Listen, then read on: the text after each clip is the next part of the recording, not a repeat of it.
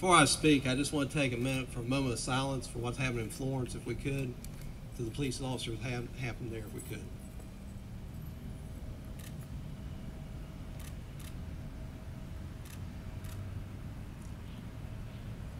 Thank y'all for coming. Like I said, that just shows how important things are done with law enforcement and so forth.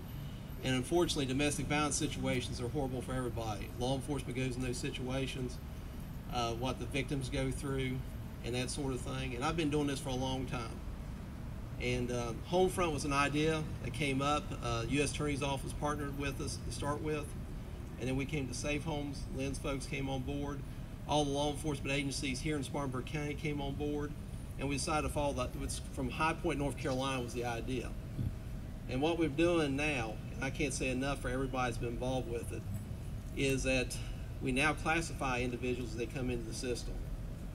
We classify them in 4 different steps, A being the most serious offender, D being a first-time offender, and the folks in between are B and C. And what's happening now is at every bond hearing now in Spartanburg County, a solicitor will appear there. We have several of our assistant solicitors. They appear all the time, and I can't say enough about them that does that. And the Chief Justice, the Supreme Court agreed to it. So now we ask for home detention. We ask for all kinds of different things to help protect the victim in those cases. And the victim has somebody representing them at the bond hearing. We continue on beyond that. We look at all the cases. There's cases where, obviously victims get to the point where they feel like they can't represent themselves or don't feel like they testify in court. And we look at other type cases, drug cases, case involving gun cases. Then we can take federal. And we do have a special prosecutor, Jennifer Wells, that takes those cases. We've had 37 cases taken the last year to federal court, and they're being prosecuted there. And they're getting up to over 60 months a sentence on those, and that's without no parole. So that helps protect the victim in those cases, and we've had several of those. We're continuing on prosecuting them in the state level too.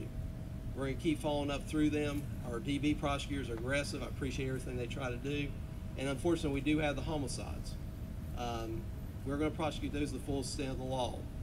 2 that I personally prosecuted was involved with, Jefferson Perry, received a 40-year sentence for what he did to his victim. And then Lance Bruton.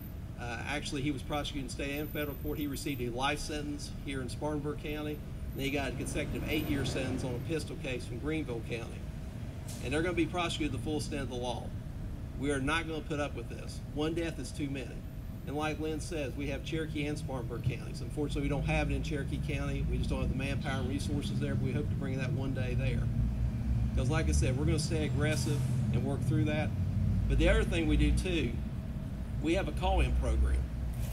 So if somebody gets put on probation for domestic violence and so forth, probation has brought several offenders to us. We have a special group. I know Chief Thompson has came, different folks from law enforcement has came and spoke to them. We speak to them. We get the faith-based community involved with that. Safe Home gets involved with that. And we tell them there's other options than violence. It might be a situation where they're having trouble with a job. We get Vogue Rehab there. If you need help, even get a divorce. Sometimes it's better to be separated from each other than to be together. We lead them to do that.